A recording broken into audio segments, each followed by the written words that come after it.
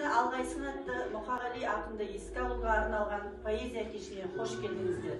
Дейтін жан болса егер, шаң басқан архивтерден табылармыз деген ақынның осы өлеңін қараңдаршы. Жылы ақпанда Алматы облысы Райымбек ауданы Қарасу ауылында дүниеге келген. Әкесі Сүлеймен Ұлыс Отан соғысында Қайын ардағында майданында қайтыс болған. Анасының аты Нағиман, әжесінің бауырында өскен соң Мұқағали өз анасын Нақа деп атаған екен.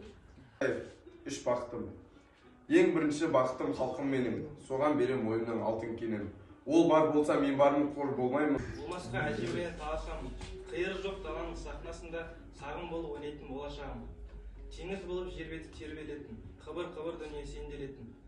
Таулар алып кемеде жүзетұғын, желпіндіріп желкені желге бетін. Түн маған ұйықтау үшін жаралмаған. Ұйықтасын сабарларын жанамдағы. Алдында сапар жолы тарамдырып, ұйықтасам балығынан қараңғы. Таңқымды, қуантың-ау қалқымды, алып төсін, алып қазан орнады, сапырдың-ау алдымды.